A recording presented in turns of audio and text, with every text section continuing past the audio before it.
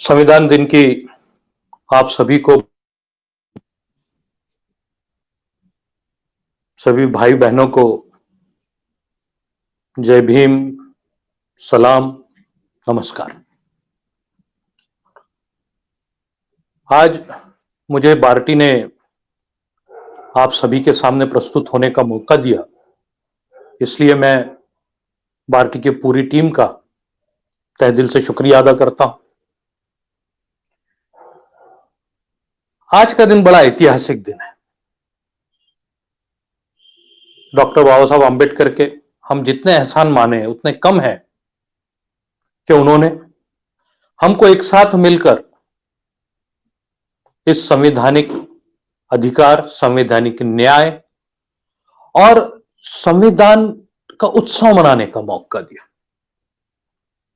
आज मुझे जो टॉपिक दिया गया है वो है सामाजिक न्याय में संविधान की भूमिका। संविधान ये अपने आप में ही तो न्याय है, यह सिर्फ न्याय की बात करता है। संविधान न्याय पर खड़ा है, न्याय का फाउंटेन हेड संविधान है। जब संविधान सभा में, ये 9 दिसंबर 1948 की बात है, डॉक्टर बाबा साहब आंबेडकर ने कहा था कि अगर मुझसे पूछा जाए तो संविधान में सबसे महत्वपूर्ण आर्टिकल कौन सा है, सबसे इंपॉर्टेंट आर्टिकल कौन सा है, तो मैं बेझिझक जवाब दूंगा आर्टिकल 30, क्योंकि यही आर्टिकल संविधान का आत्मा है और अगर यह आर्टिकल नहीं है तो संविधान का कोई अर्थ नहीं रह जाता। और यह आर्टिकल क्या है? यह आर्टिकल 32 संविधान में पार्ट 3 में रखा गया है, जिसमें फंडामेंटल राइट्स यानी मूलभूत अधिकार है। और यह मूलभूत अधिकार है हर नागरिक का कि अगर उसके मूलभूत अधिकारों का उल्लंघन हो रहा है, फंडामेंटल राइट्स का वायलेशन हो रहा है, तो सुप्रीम कोर्ट जाए और अपने मूलभूत अधिकारों को हासिल करे। और सुप्रीम कोर्ट जाना यह उसके मूलभूत अधिकारों का भाग है, यह उसका मूलभूत अधिकार है।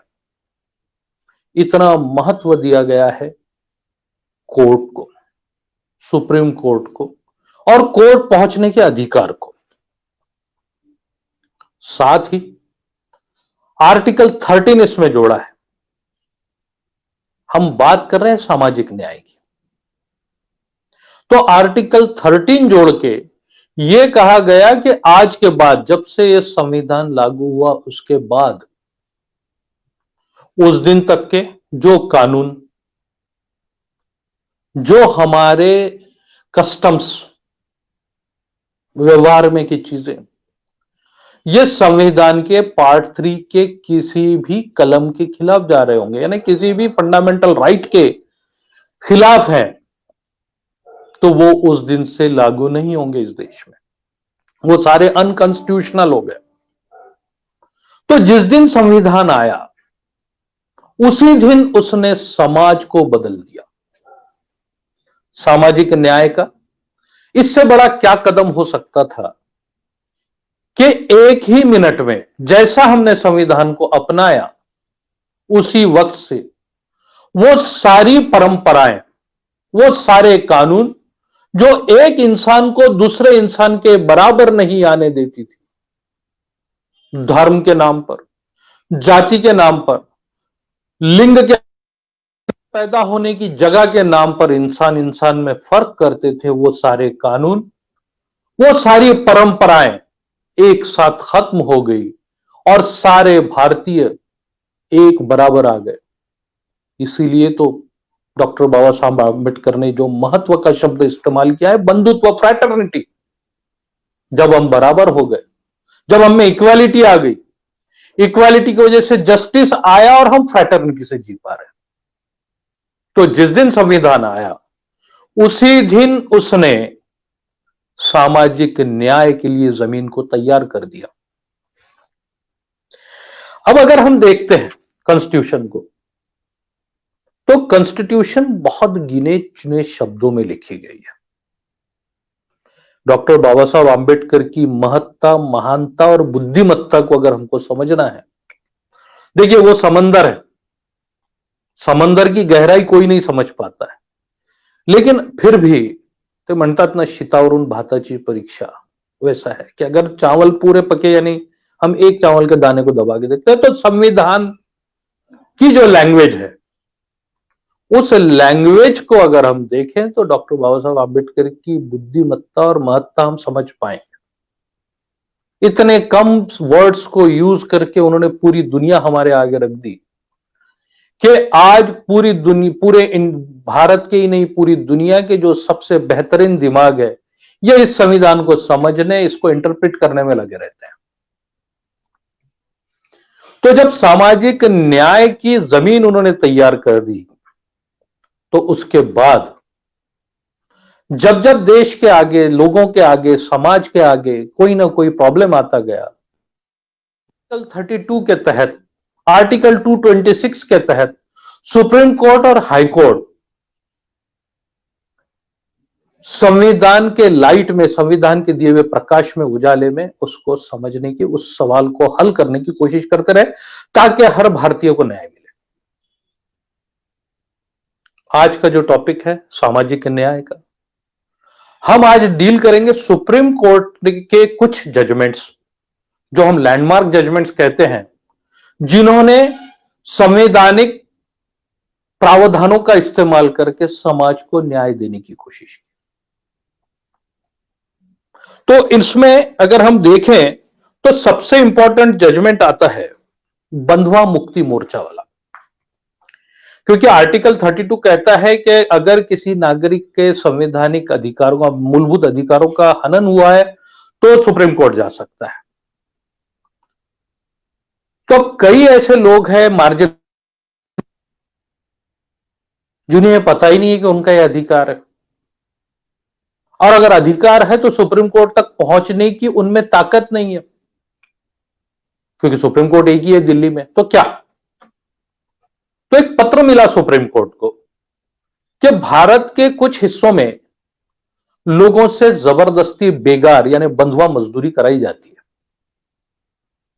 सुप्रीम कोर्ट ने उस पत्र को पिटीशन के तौर पे अपनाया, यह पहली बार हुआ, और सुप्रीम कोर्ट ने कहा कि मूलभूत अधिकार किसी के भी हो, अगर वो खुद की आवाज, तो यह देश के हर नागरिक को लोकस है, यानी उसको यह अधिकार है कि दूसरे के अधिकारों को हम तक की बात हम तक पहुंचाए।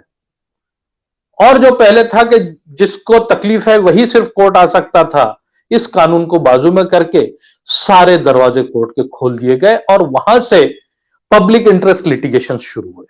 तो बंधुआ मुक्ति मोर्चा, इस केस ने सारे दरवाजे खोल दिए और लेटर, टेलीग्राम, एक लाइन, न्यूज़पेपर की कटिंग्स, इन सभी पर हम देखते हैं बड़ी बड़ी केसेस शुरू हुई और वहां से पूरा परिप्रेक्ष्य बदल गया। दूसरा एक जजमेंट जिसने कॉन्स्टिट्यूशन को एक बहुत सारे आयाम बताए, कॉन्स्टिट्यूशन के ऊपर ले जाके रख दिया एक लेवल पर, वो है केशवानंद भारती वाली केस 1973 की। केशवानंद भारती के केस में कॉन्स्टिट्यूशन, लार्जर कॉन्स्टिट्यूशन बेंच ने सुप्रीम कोर्ट के यह कहा कि इस देश में संविधान यह सर्वोपरि है, सुप्रीम, संविधान से ऊपर कोई कानून नहीं, कोई चीज नहीं। फिर उन्होंने कहा कि बेसिक स्ट्रक्चर से संविधान के कुछ जो बदले नहीं जा सकते, वो है सबसे पहले संविधान की सुप्रीमेसी, फिर भारत की संप्रभुता यानी सॉवरेनिटी, रिपब्लिकन और डेमोक्रेटिक फॉर्म ऑफ गवर्नमेंट, संविधान का सेकुलर कैरेक्टर, फ्री और इंडिपेंडेंट जुडिशरी, लेजिस्लेचर यानी कायदे मंडल, एग्जीक्यूटिव और जुडिशरी, इनका separation of powers, federal character, dignity of individual और protection of his freedoms as guaranteed under part 3, और देश को एक वेलफेयर स्टेट बनाने के लिए पार्ट 4 डायरेक्टिव प्रिंसिपल्स में जो मैंडेट दिया है वो, और देश की यूनिटी और इंटीग्रिटी, ये हमारा बेसिक स्ट्रक्चर है। अब कई बार यह बात होती है कि सेकुलरिज्म ये वर्ड प्रियम्बल में बाद में अमेंड करके आया, ओरिजिनल प्रियम्बल में है नहीं। तो प्रियम्बल में अगर नहीं है तो कॉन्स्टिट्यूशन अगर हम देखें तो सुप्रीम कोर्ट ने बार बार इस बात को इंटरप्रेट किया है कि कॉन्स्टिट्यूशन के अगर मूलभूत अधिकारों को देखें, खासतौर से उन अधिकारों को जो हमको अपने अपने धर्म के पालन के अधिकार देता है, फ्रीडम देता है, और किसी भी धर्म को स्पेशल स्टेटस नहीं देता है, तो ये एक सेकुलर ही कॉन्स्टिट्यूशन है।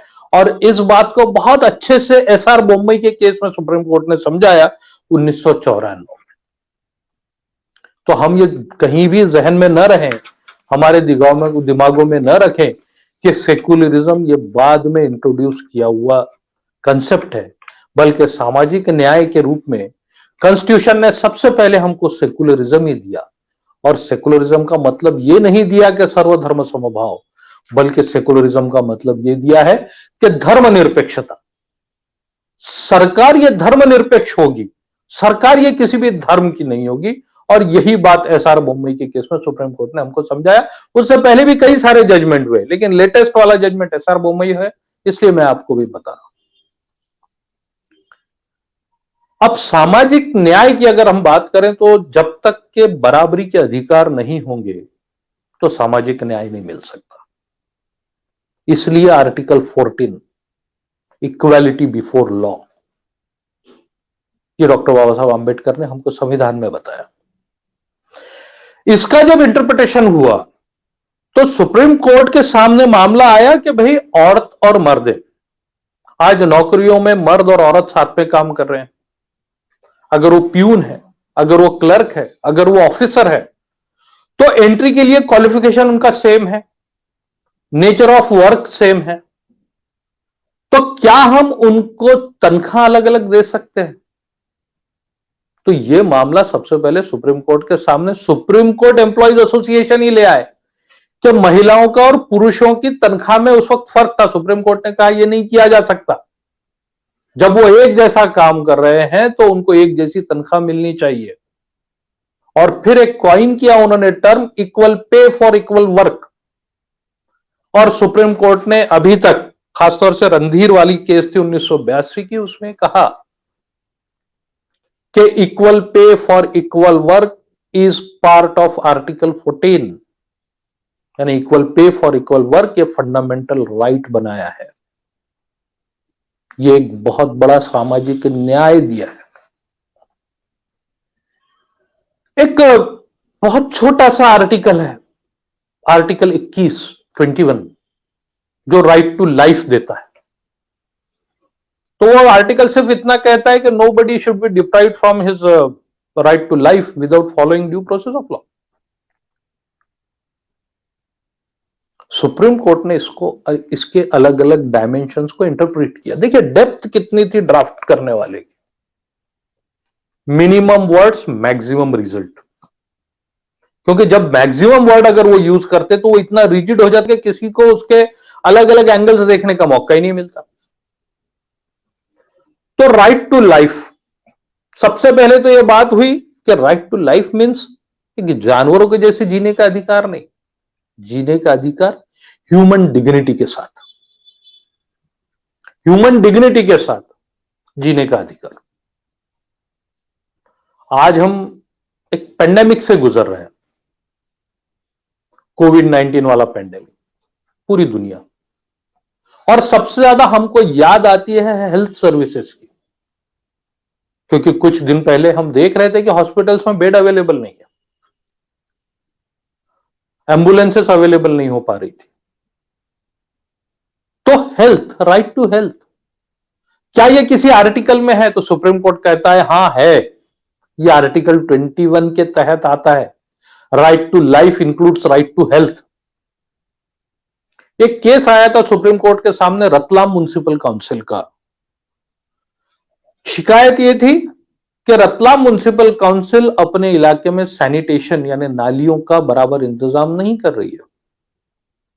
सुप्रीम कोर्ट ने कहा कि sanitation is part of health और हर भारतीय नागरिक का अधिकार है कि उसको अच्छी हेल्थ मिले, अच्छी सेहत मिले। इसलिए सैनिटेशन प्रोवाइड करना यह ड्यूटी आती है करस्पॉन्डिंग सरकार की, वहां के लोकल बॉडी की, क्योंकि यह fundamental right to sanitation, right to health. फिर यह शिकायत पहुंची सुप्रीम कोर्ट, हो जाते हैं, कहीं कुछ एक्सीडेंट हो जाता है, सबसे पहले आने वाला हॉस्पिटल प्राइवेट हॉस्पिटल है, गवर्नमेंट हॉस्पिटल करीब नहीं है, प्राइवेट हॉस्पिटल वाले इलाज नहीं करना चाहते। तो सुप्रीम कोर्ट ने एक पश्चिम एक ऑर्गेनाइजेशन है, उनकी केस में डायरेक्शंस दिए कि अगर एक्सीडेंट होता है, कोई जख्मी होता है, इमीडिएटली जो सबसे करीबी हॉस्पिटल है वहां पे फर्स्ट एड और इनिशियल इलाज करवाना, ये उसके फंडामेंटल राइट में, ये उसके राइट टू हेल्थ का पार्ट है। और जो कोई हॉस्पिटल है, ये उसकी करस्पॉन्डिंग ड्यूटी है उसको ये सर्विस देने की। देखिए कहां तक एक्सपांड हुआ कि फंडामेंटल राइट ये सिर्फ गवर्नमेंट हॉस्पिटल्स के खिलाफ नहीं, प्राइवेट हॉस्पिटल्स के खिलाफ भी सुप्रीम कोर्ट ने कहा कि आएगा।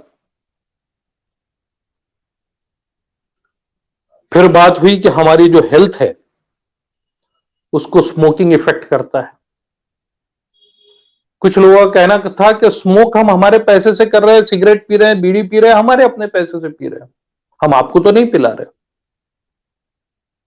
तो बॉम्बे के एमपी थे मुरली देवरा जी, वो सुप्रीम कोर्ट पहुंचे कि कोई कानून नहीं है इसको रोकने के लिए, और मैं तो वो धुआं लेना नहीं चाहता, वो मेरे हेल्थ को इफेक्ट कर रहा है।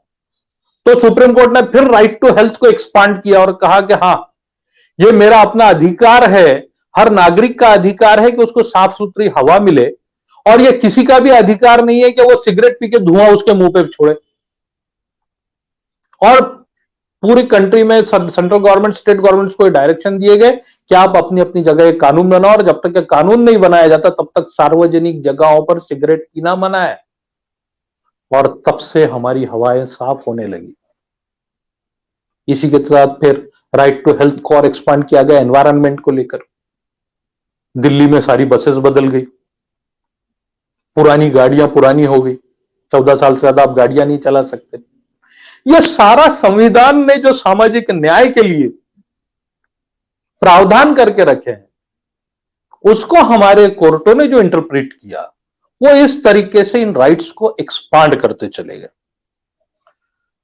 अब हमारी बहनें, माएं, विमेन्स राइट, विमेन्स राइट, देखिए भारत ये पहले उन देशों में से है जिन्होंने औरत को इक्वल स्टेटस दिया, वोटिंग राइट्स दिए, प्रॉपर्टी राइट्स दिए। यानी जननी कहते हैं हम ब्रिटेन को डेमोक्रेसी की, लेकिन उनसे पहले हमने महिलाओं को वोटिंग के अधिकार दिया। यह बहुत बड़ी बात है। डॉक्टर बाबा साहब आंबेडकर के हम जितने एहसान माने कम है।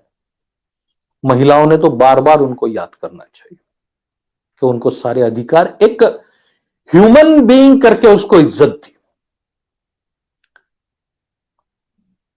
तो महिला अधिकार, इस तरह का कोई अधिकार अलग से नहीं लिखा कॉन्स्टिट्यूशन में, बल्कि कॉन्स्टिट्यूशन में यह लिखा कि आपको सेक्स के आधार पर कोई डिस्क्रिमिनेट नहीं करेगा।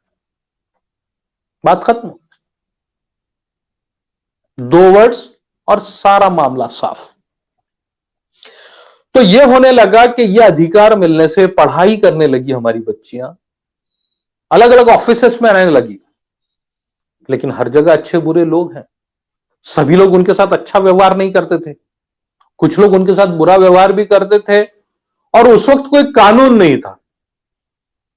तो राजस्थान की एक केस में, विशाखा वाली केस में, मामला सुप्रीम कोर्ट पहुंचा कि कोई कानून नहीं है कि ऑफिसेस में हमारे साथ जो सेक्सुअल अब्यूज होता है उसको रोकने के लिए कोई कानून नहीं है, क्योंकि आपने कानून रेप का बना रखा है, छेड़छाड़ का, लेकिन ये अलग तरह से जो छेड़छाड़ होती है जो उन डेफिनेशंस में नहीं आती और जिसका कोई पता नहीं चलता उसका क्या होगा। तो सुप्रीम कोर्ट ने देखा कि हां कोई कानून नहीं है, और उस वक्त फिर विशाखा वाली गाइडलाइंस शुरू की कि ऑफिसेस में किस तरह की कमिटीज होनी चाहिए, सेक्सुअल अब्यूज क्या होगा वर्क प्लेस का डेफिनेशन क्या होगा। और आज जाकर फिर 2013 में वो कानून बना, 1997 में विशाखा का जजमेंट आया और 2013 में कानून बना। तो 97 से 13 तक के महिलाओं को जो सेफ्टी और सिक्योरिटी ऑफिसेस में मिली थी, वो इस कॉन्स्टिट्यूशनल प्रोविजन को एक्सपांड करके, इंटरप्रेट करके सुप्रीम कोर्ट ने दी थी विशाखा वाले केस में। सुप्रीम कोर्ट में एक और केस आया था मुस्लिम महिलाओं के अधिकारों का, सबसे पहले 1985 में शाहबानो वाला केस। तो सुप्रीम कोर्ट में उसने कहा था कि महिलाओं के जो अधिकार है, खास तौर से मेंटेनेंस का अधिकार, उसको धर्म के आधार पर हम नहीं देख सकते। आर्टिकल 14 राइट टू इक्वालिटी, तो उन्होंने कहा था कि वो किसी भी धर्म की, मुसलमान भी महिला क्यों ना हो, उसको राइट टू मेंटेनेंस है। फिर ट्रिपल तलाक वाला कि भाई क्या एक सांस में 3 तलाक देने से हो जाएगा तलाक, क्या ये कॉन्स्टिट्यूशनल प्रोविजंस के खिलाफ नहीं जाता। तो शायरा बानो के केस में अभी रिसेंटली 2016 में सुप्रीम कोर्ट ने बोला कि हाँ, ये अनकॉन्स्टिट्यूशनल है, महिलाओं के अधिकार का उल्लंघन है। फिर हमारे पास प्रथाएं हैं कि हम धार्मिक स्थलों में महिलाओं को नहीं आने देते। Young lawyers association supreme court पहुंची सबरीमाला के केस को लेके। सुप्रीम कोर्ट ने कहा कि यह जुल्म है। जब राइट टू इक्वालिटी है तो फिर आप किसी को सिर्फ उसके लिंग की वजह से, सेक्स की वजह से, कि वो महिला या पुरुष है, आप फर्क नहीं कर सकते, उसको आने से नहीं रोक सकते। वो सबरीमाला वाला जजमेंट है। तो ये न्याय दिलाने के लिए, ये सामाजिक न्याय दिलाने के लिए सुप्रीम कोर्ट ने जो कॉन्स्टिट्यूशन को इंटरप्रेट किया, हम उसकी बात कर रहे हैं। एनवायरनमेंट की हमने बात की, एमसी मेहता की केसेस हम जानते हैं। अलग अलग जगह, कई जगह क्वारीज चलती थी, वो रोक दी गई क्योंकि उससे पूरे जंगल खराब हो रहे थे, हमारे सांस लेने में मुश्किल हो रही थी। सुप्रीम कोर्ट ने डैम्स की साइजेस को मॉनिटर किया। ये सब सामाजिक न्याय के बेसिस पर। फिर आगे बात चली, एक और अधिकार है हमारे पिछड़े भाई बहनों का, रिजर्वेशन का। तो एक आर्गुमेंट यह हुआ था कि रिजर्वेशन का प्रोविजन सुप्रीम कोर्ट कॉन्स्टिट्यूशन में कहीं नहीं दिखता। तो सुप्रीम कोर्ट ने आर्टिकल 15, आर्टिकल 16 को इंटरप्रेट किया। इंदिरा साहनी वाली केस में, जिसको हम प्यार से मंडल वाली केस करते हैं, नागराज वाली केस है उसमें, कि हां, यह फंडामेंटल राइट में आएगा क्योंकि ये कॉन्स्टिट्यूशन के डायरेक्टिव प्रिंसिपल्स में है कि वो यहां के लोगों को इंसाफ देगा, उनके ऊपर उठाने की कोशिश करेगा, और कमजोर तबके हैं उनको ज्यादा से ज्यादा मदद करेगा। तो यह कमजोर तबकों को आगे बढ़े हुए तबकों के बराबरी में लाने की कोशिश है, इसलिए रिजर्वेशन एक राइट है। इंदिरा साहनी का केस, उसमें लेकिन एक स्लैब लगा दिया गया था, सीलिंग लगा दी गई थी कि 50% से ज्यादा ना हो रिजर्वेशन। तो फिर एम नागराज वाला केस आया। एम नागराज में सुप्रीम कोर्ट ने उस सीलिंग को रिलैक्स किया और आज भी उस पर डिस्प्यूट कुछ चल रहे हैं। लेकिन सामाजिक न्याय में जब जब सवाल उठे, क्योंकि हमेशा यह होता है कि जो हैव्स है वो हैव नॉट्स को दूर रखने की कोशिश करते हैं, और तब फिर संविधान और कानून को बीच में आना पड़ता है उनको इंसाफ दिलाने के लिए। तो ये वो इंसाफ दिलाने के लिए बहुत बड़ी पहल सुप्रीम कोर्ट की तरफ से थी। हमेशा यह हुआ है कि सरकारें पुलिस स्टेट में कन्वर्ट होती है, और जब पुलिस स्टेट होता है, जब सरकारों को ज्यादा से ज्यादा अधिकार चाहिए होते हैं, तो जो आम लोग होते हैं उनके अधिकारों का हनन होता है। और सबसे आगे माना जाता है कि इल्जाम लगता है हमारी पुलिस पर उस चीज का, कि बिना अरेस्ट कर लिया, रिकॉर्ड में नहीं बताया, किस चीज के लिए अरेस्ट किया ये उसके घर वालों को नहीं बताया, उसका मेडिकल नहीं किया, उसके साथ में मारपीट की। देखिए, अब हम आजाद हैं, हर नागरिक को आर्टिकल 21 ने एक इज्जत दी है। जब से संविधान आया है सारे नागरिक बराबर है, आप उनके साथ गुलामों के जैसा बर्ताव नहीं कर सकते।